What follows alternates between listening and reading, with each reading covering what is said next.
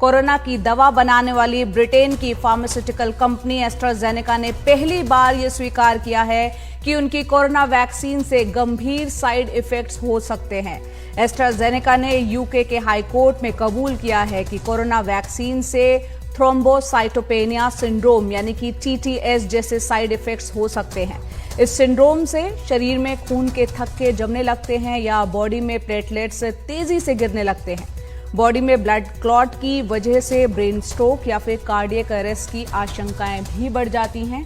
आपको बता दें कि एस्ट्राजेनेका ने सीरम इंस्टीट्यूट ऑफ इंडिया के साथ मिलकर भारत के पुणे में कोविशील्ड को तैयार किया था।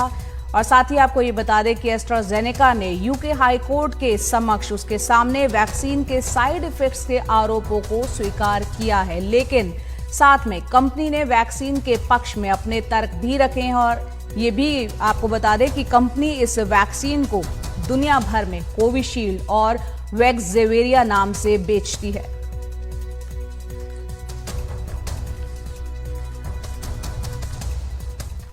और इस मुद्दे को समझने के लिए हमारे साथ हमारे सहयोगी परिमल कुमार हैं, जो पहले दिन से ही जब से कोरोना ने दखल दी है देश और दुनिया में तभी से इस पर नजर बनाए हुए थे। साथ ही डॉक्टर DK गुप्ता जो कि CMD है फेलिक्स अस्पताल के। बहुत बहुत शुक्रिया सर गुप्ता सर हमसे जुड़ने के लिए। परिमल, सबसे पहले आप से हम समझना चाहेंगे कि यूके की जो फार्मा कंपनी है एस्ट्राजेनेका, उसने माना है कि साइड इफेक्ट्स के तौर पर ब्लड क्लॉट की बात को ये एक बेहद गंभीर मामला है। बाहर ऐसे कुल कितने मामले आए हैं कि हाई कोर्ट में स्वीकार किया है एस्ट्राजेनेका ने? देखिए, ये पहला ही मौका है जया, जैसा आपने बताया कि कंपनी ने पहली बार माना है कि इसके साइड इफेक्ट हैं। लेकिन भारत में जब इम्यूनाइजेशन प्रोग्राम लॉन्च हुआ था तो एक टर्म अक्सर हम सुनने में आता था, AEFI, after events following immunization, यानी वैक्सीनेशन के बाद, इम्यूनाइजेशन के बाद जो असर शरीर पे है उसको रिपोर्ट करने का एक पोर्टल बनाया गया था। और उस पोर्टल के जरिए ये आकलन करने की कोशिश हो रही थी कि जो वैक्सीन हम लोगों के बीच में दे रहे हैं उनसे उसका असर उस पर कैसे पड़ रहा है। तो भारत की तरफ से भी AEFI कमेटी बनाई गई थी और जो हाल की रिपोर्ट है वो 2022 की है, जो आखिरी बार AEFI कमेटी ने भारत में अपनी रिपोर्ट दी। और उसमें ये तमाम तरह की चीजें थी, वैक्सीन कौन सी थी, कब वैक्सीन लगा, किस तरह के कॉम्प्लिकेशंस हुए। तो इसका इवैल्यूएशन हमारे देश में भी पहले भी हुआ है। लेकिन यहाँ पर एक जोर देने वाली बात है और बताना भी जरूरी है कि जो डॉक्टर NK अरोड़ा हैं, जो हम सुनते रहे हैं कि NTAGI, national technical advisory group on immunisation, जो भारत में ये प्रोग्राम रोल आउट हुआ था तो NK अरोड़ा की भूमिका बहुत अहम थी। और NDTV से उन्होंने 2021 में ये माना था, मई के महीने में मैंने जब इंटरव्यू किया था, कि कोविशील्ड की वजह से ब्लड क्लॉटिंग की समस्या देखने को मिल रही है, लेकिन वो फीसद बहुत कम है। मतलब फायदे बहुत ज्यादा और वो उस अनुपात में इसका नुकसान जो है बहुत कम है। तो ये पहले से यहाँ भी सरकार की नुमाइंदे भी ये मानते रहे जिन्होंने वैक्सीनेशन प्रोग्राम रोल आउट किया था देश में, कि इस तरह की रिपोर्ट आ रही है कि ब्लड क्लॉटिंग की समस्या जैसी चीजें हैं। वो इंटरव्यू अभी भी हमारे यहाँ पड़ा हुआ है। तो कुल मिलाकर ये अब एक बार फिर से ये जरूरत इस बात को लेकर है कि भारत की बड़ी आबादी को ये वैक्सीन लगा है और ऐसे में केंद्रीय स्वास्थ्य मंत्रालय के जो टेक्निकल या एडवाइजरी ग्रुप के लोग हैं उनको सीधे तौर पे आके आबादी को ये बताना चाहिए कि जो वैक्सीन हमने दिया है उसका हमारा इवैल्यूएशन कैसा रहा है और हमारे देश में क्या कोई चिंता की बात है, क्या कोई स्टडी करने की जरूरत है, या जो चीजें हमने पहले की है उससे पुख्ते तौर पे ये कह सकते हैं कि सब ठीक है। जी यहाँ आप एक बात की और क्लैरिटी दें हमारे दर्शकों को, क्योंकि बहुत बड़ी संख्या में भारतीयों ने कोविशील्ड लगवाई है। तो भारत में जो कोविशील्ड लगवाई गई है और यूके में जो एस्ट्राजेनेका की कोविशील्ड में क्या कोई अंतर था या दोनों सेम थी? नहीं, दोनों को सेम मानिए, अलग अलग देशों में अलग अलग नाम से रोल आउट हुआ। लेकिन ये बात बताना जरूरी है बड़ी आबादी को हमारे देश में कि इसको लेकर AEFI कमेटी गठित थी, जो वैक्सीनेशन इम्यूनाइजेशन के बाद जो स्थिति बन रही थी उसमें लोग रिपोर्ट कर रहे थे और उसके जो आंकड़े हैं वो पब्लिक डोमेन में भी है, ministry of health and family welfare की वेबसाइट पे भी है। जब आप AEFI डालेंगे तो उसमें वो आंकड़े आएंगे। 254 रिपोर्टेड केसेस हैं अभी तक, जिसमें करीब 78-79 के आसपास जो हालिया रिपोर्ट है उसमें माना गया है कि वैक्सीन से इसका कोरिलेशन है।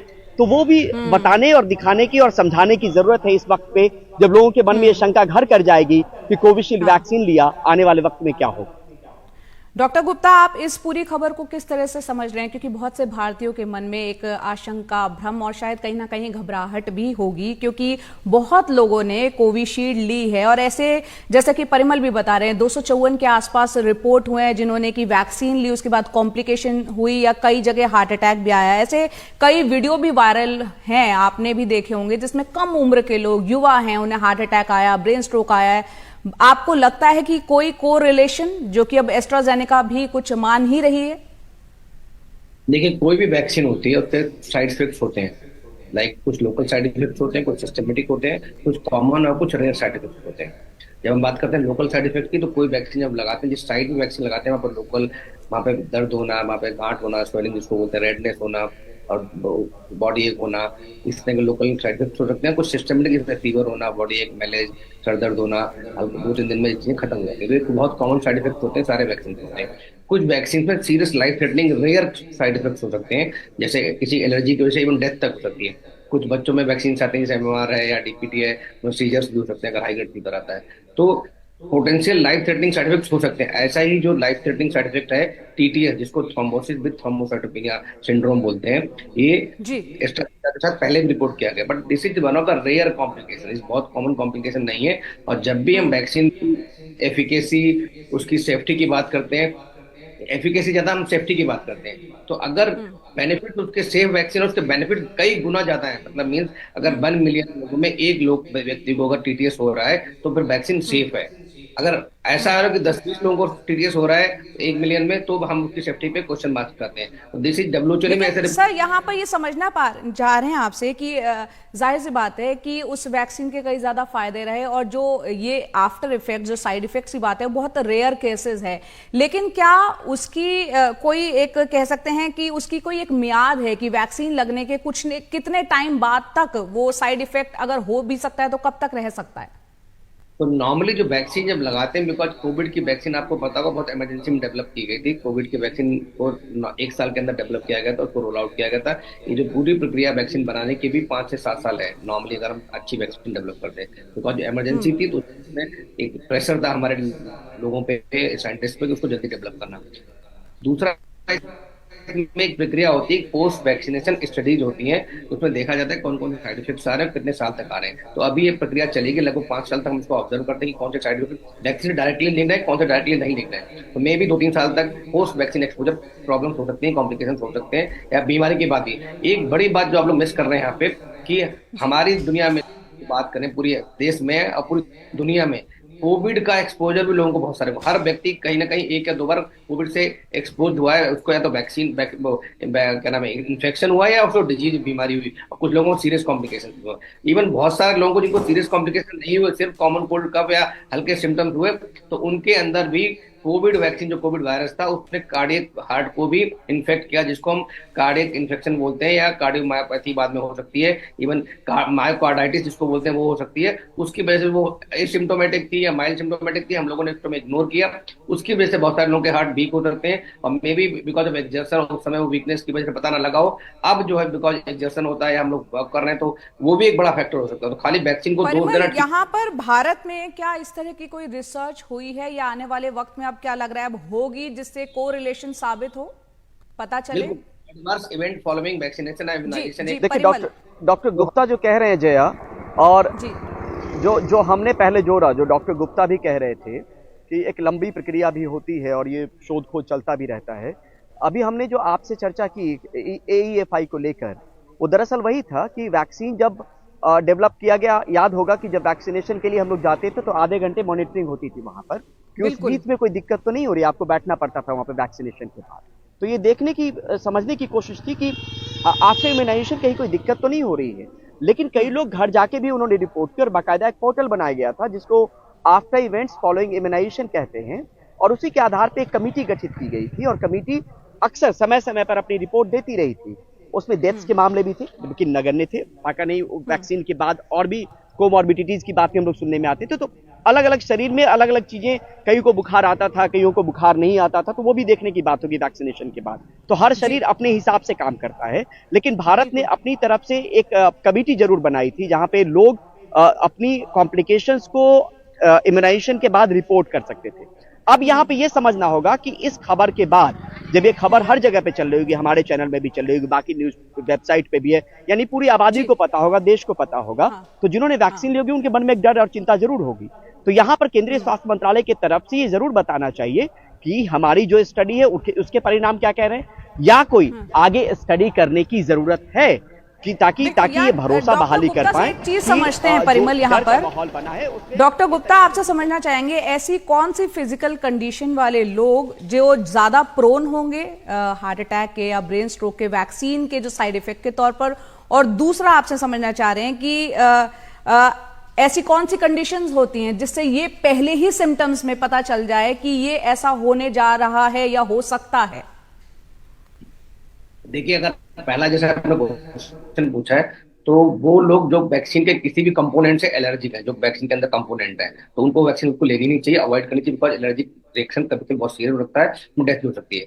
दूसरा है जो मैंने लोकल साइड इफेक्ट बताया, इमीडिएट होते हैं और कुछ सिस्टमेटिक होते हैं, वो बहुत कॉमन है, उसके लिए कोई चिंता वाली बात नहीं है। कुछ लॉन्ग टर्म साइड इफेक्ट हो सकते हैं, खासकर ऐसे लोग जो ऑलरेडी प्री एग्जिस्टिंग डिजीज से ग्रसित हैं, जैसे किसी को अस्थमा है, सीओपीडी है, हार्ट फेलियर है, या हार्ट अटैक है, स्टेंट चल पड़ा हुआ है उसको, या उस पे है, डायलिसिस पे, ट्रांसप्लांट पे है, HIV पेशेंट है, या ऐसे लोग जिनकी इम्यूनिटी बहुत कम्प्रोमाइज है, ऐसे केसेस ज्यादा ऐसे लोग हम दिखते हैं जिनकी इम्यूनिटी कम्प्रोमाइज है, या कोई ब्लीडिंग डिसऑर्डर्स पहले से ऑलरेडी है, जिसमें थ्रोम्बोसिस भी थ्रोम्बोसाइटोपेनिया साथ में कॉम्प्लिकेट कर देता है। तो ऐसे लोगों को थोड़ा ज्यादा प्रिकॉशन रखने की जरूरत है, इन लोगों को ज्यादा चिंता की जरूरत है। और सिम्टम्स क्या होंगे? सिम्टम्स जब भी इस तरह की कोई घर बॉडी के अंदर कोई प्रक्रिया हो रही होगी जिसमें कॉम्प्लिकेशन डेवलप हो रहा होगा, तो कोई ना कोई आर्टरी जिससे ब्लड सप्लाई होती है किसी ऑर्गन को, वो ब्लॉक हो रही होगी।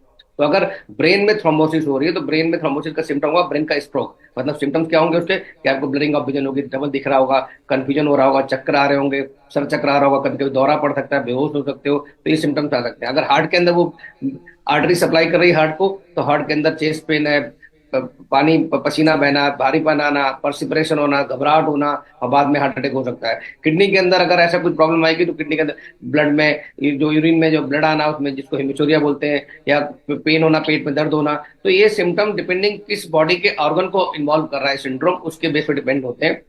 तो अगर आपको इस तरह के कोई सिम्टम्स आ रहे हैं, तो आपको तुरंत अपने डॉक्टर को संपर्क करना चाहिए। अदरवाइज मैं फिर बोलूंगा, ये बहुत रेयर कॉम्प्लिकेशन है, इससे घबराने की बिल्कुल जरूरत नहीं। कॉम्प्लिकेशंस है, साथ ही हमारा काम है हमारे दर्शकों को, जो जिन लोगों ने वैक्सीन ले भी ली है, कि वो डरे नहीं बल्कि सजग हो जाएं। जाते जाते डॉक्टर गुप्ता ये बताएं किन बातों का ख्याल रखें, जिन लोगों ने वैक्सीन ले ली है वो क्या ख्याल रख सकते हैं, कैसे रख सकते हैं अपना। देखिए, वैक्सीन जिसने ले ली, वैक्सीन से कोई खतरा नहीं, मैं फिर बोल रहा हूँ, बहुत रेयर कॉम्प्लिकेशन हो सकता है, और जिनको होने होंगे अब तक हो चुके होंगे, बिकॉज वैक्सीन हम लगवा रहे थे 2020 से स्टार्ट किए, 2024 आ रहा है, 4 साल हो गए। तो जो कॉम्प्लिकेशन मैक्सिमम लोगों को हो चुके हैं, अब नए कॉम्प्लिकेशन होने की प्रोबेबिलिटी बहुत कम है, ना के बराबर है। बट आपको क्या ध्यान रखना है? आपको अपनी इम्यूनिटी अच्छी रखनी है, खाने पीने का ध्यान रखना है, एक्सरसाइज, वॉक करें, मेडिटेशन करें, ग्रीन लीफी वेजिटेबल्स खाएं, फ्रूट्स खाएं, एंटीऑक्सीडेंट्स लें। अगर आप हार्ट फेलियर या डायबिटीज या किसी अन्य कोमॉर्बिड कंडीशन से ग्रसित हैं, डायबिटीज या डायलिसिस पे हैं, तो आप अपनी दवाइयों का सेवन नॉर्मली करें। अगर कोई अलार्मिंग सिम्टम्स आते हैं, जैसे मैंने बताया, तो तुरंत आपको डॉक्टर से संपर्क करना है।